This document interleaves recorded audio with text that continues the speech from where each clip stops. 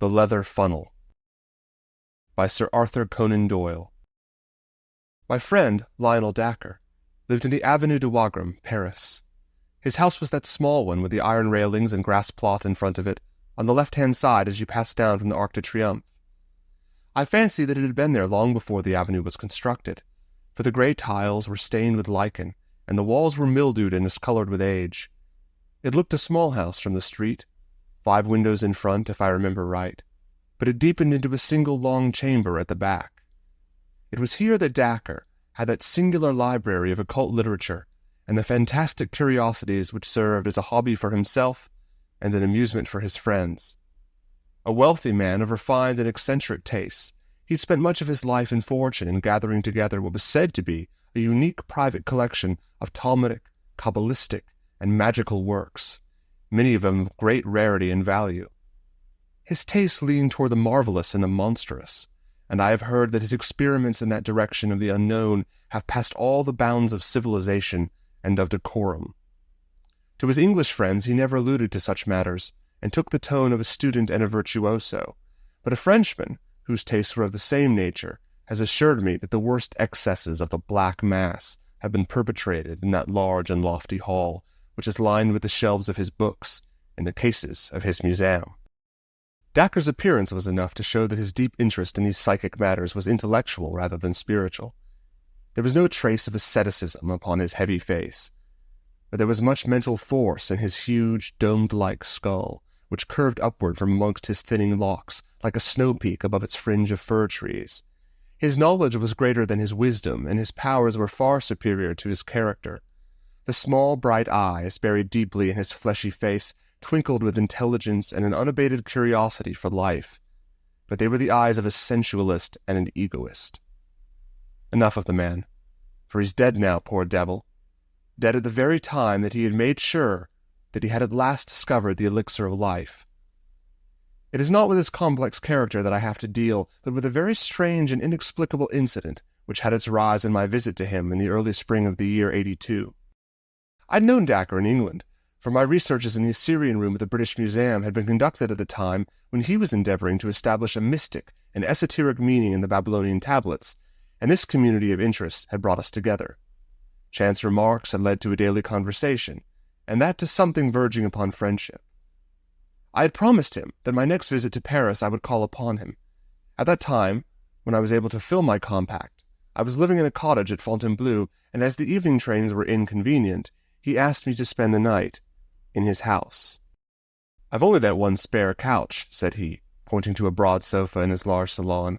"I hope that you will manage to be comfortable there."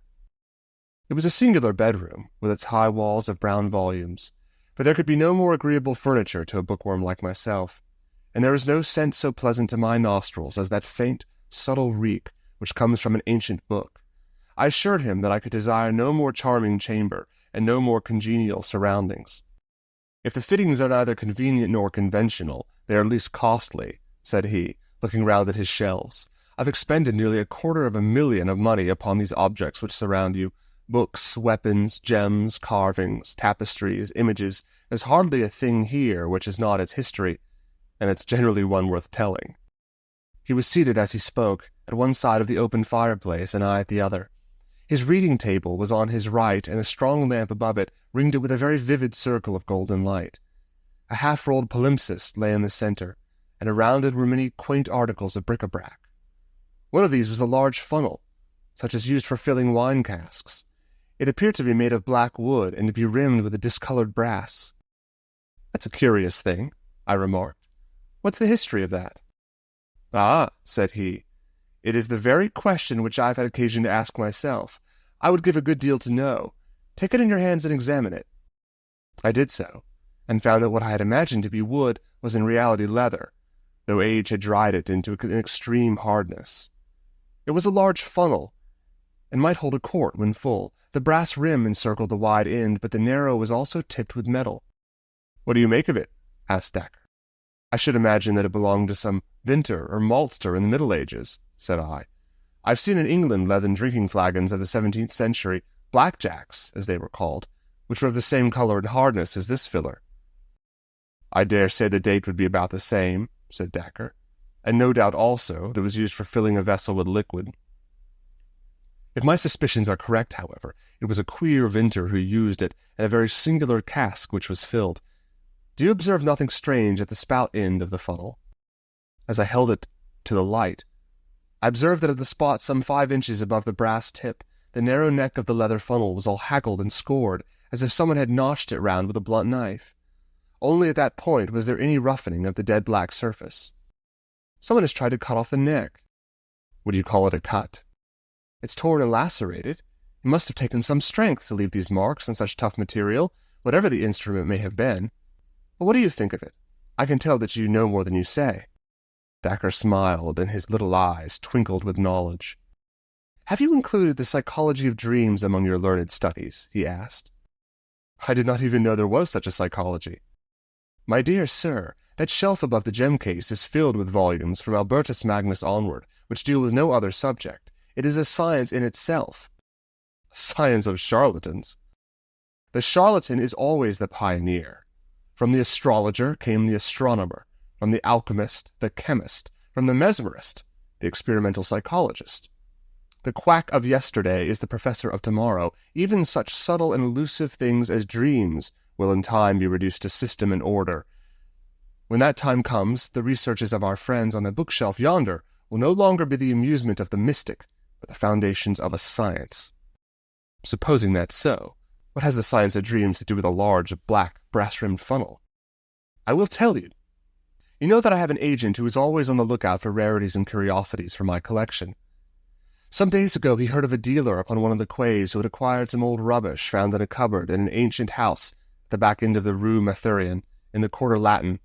The dining room of this old house is decorated with a coat of arms, chevrons, and bars rouge upon a field argent, which prove, upon inquiry, to be the shield of Nicolas de la Reynie, a high official of King Louis XIV. There can be no doubt that the other articles in the cupboard date back to the early days of that king. The inference is, therefore, that they were all the property of this Nicolas de la Reynie, who was, as I understand, the gentleman especially concerned with the maintenance and execution of the draconic laws of that epoch. What then? I would ask you now to take the funnel into your hands once more and to examine the upper brass rim. Can you make out any lettering upon it? There were certainly some scratches upon it, almost obliterated by time. The general effect was of several letters, the last of which bore some resemblance to a B. You make it a B? Yes, I do. So do I. In fact, I have no doubt whatever that it is a B. But the nobleman you mentioned would have had an R for his initial. Exactly. That's the beauty of it. He owned this curious object, and yet he had someone else's initials upon it. Why did he do this? I can't imagine. Can you? Well, I might perhaps guess. Do you observe something drawn a little further along the rim? I should say it was a crown. It is undoubtedly a crown, but if you examined it in good light, you will convince yourself that it is not an ordinary crown. It is a heraldric crown, a badge of rank, and it consists of an alternation of 4 pearls and strawberry leaves, the proper badge of a marquis. We may infer, therefore, that the person whose initials end in B was entitled to wear that coronet. Then this common leather filler belonged to a marquis? Dacre gave a peculiar smile. Or to some member of the family of a marquis, said he. So much we have clearly gathered from this engraved rim. What has all this to do with dreams? I did not know whether it was from the look upon Dacre's face, or from some subtle suggestion in his manner, but a feeling of repulsion, of unreasoning horror came upon me as I looked at that gnarled old lump of leather. I more than once received important information through my dreams, said my companion in the didactic manner which he loved to affect. I make it a rule now, when I am in doubt upon any material point, to place the article in question beside me as I sleep, and to hope for some enlightenment.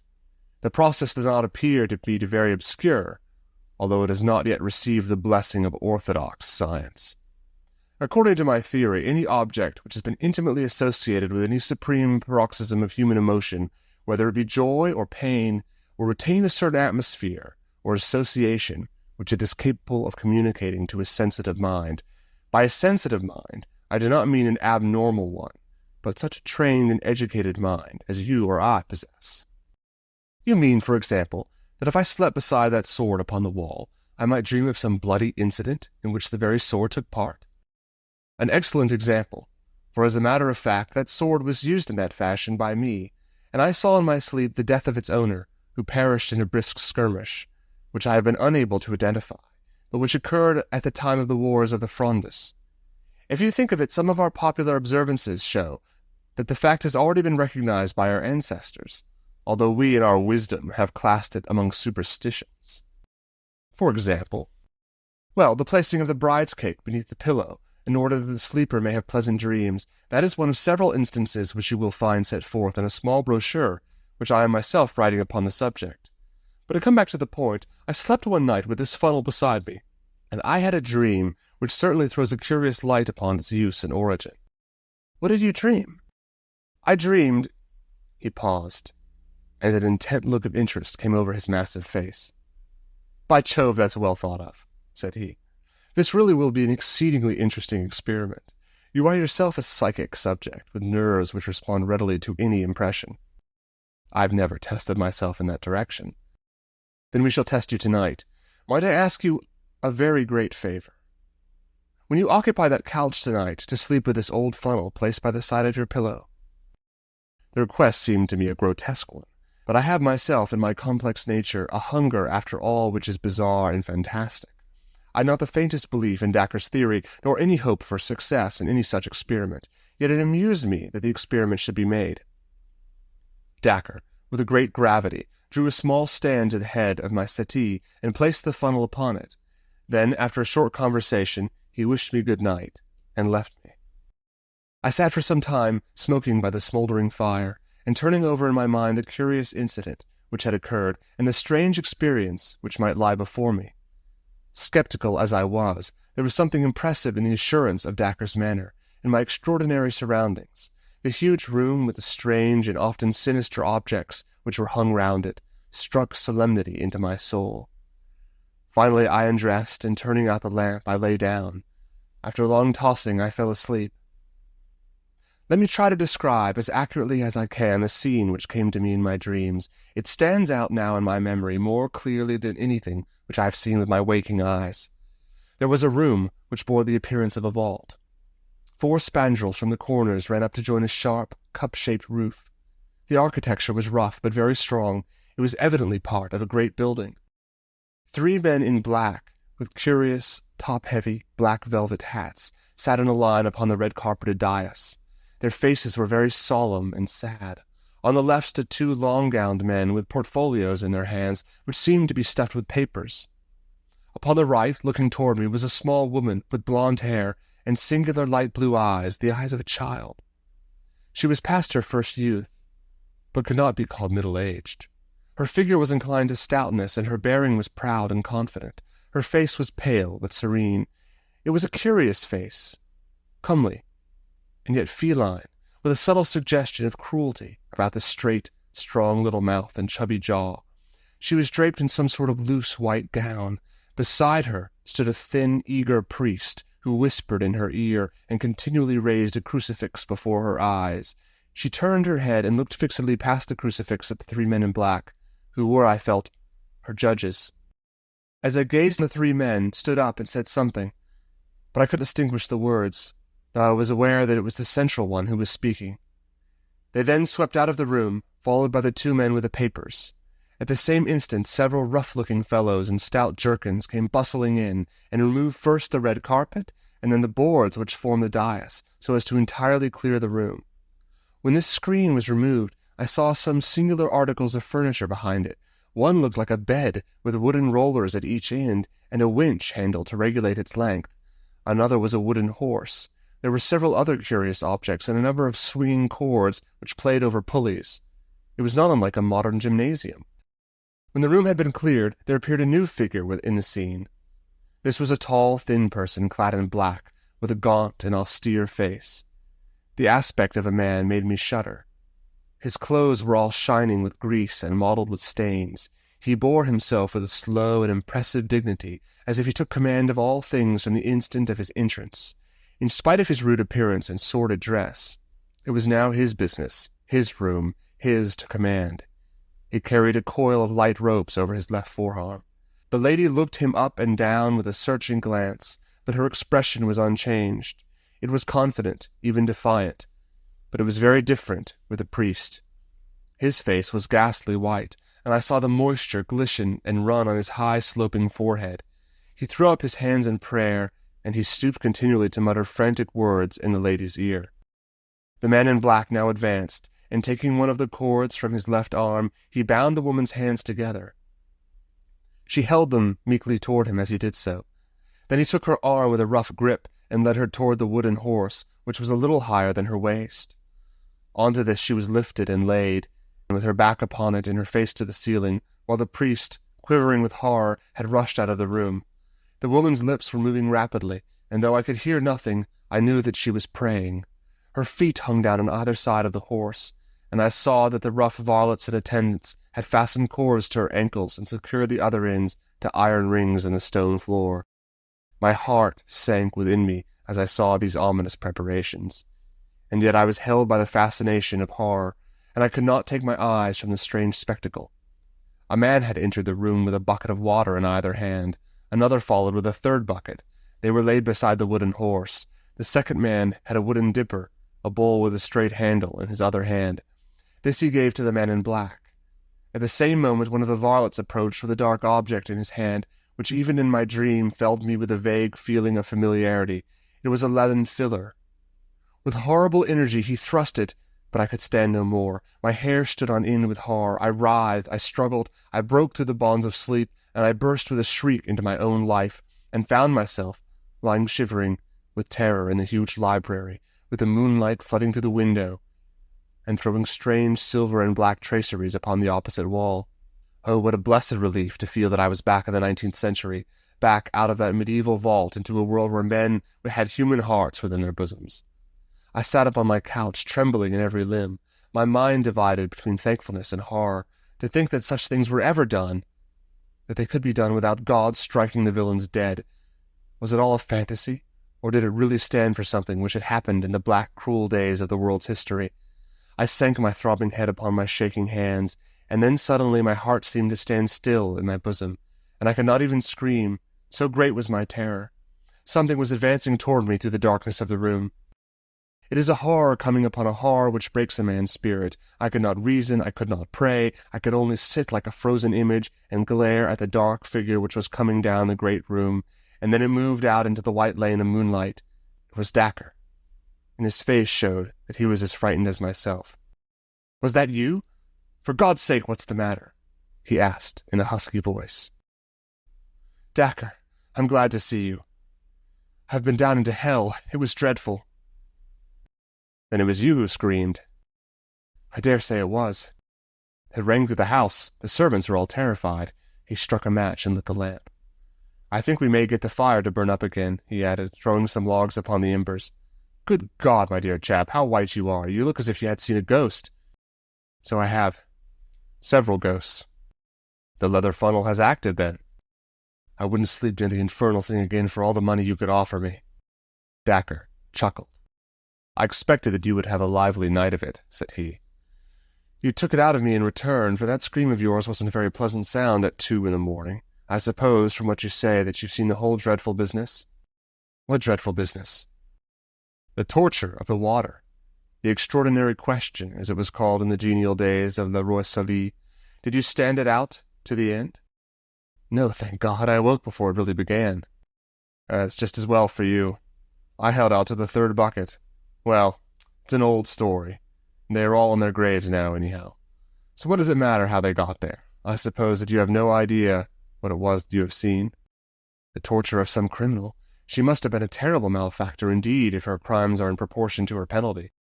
"Well, we have that small consolation," said Dacre, wrapping his dressing gown round him and crouching closer to the fire.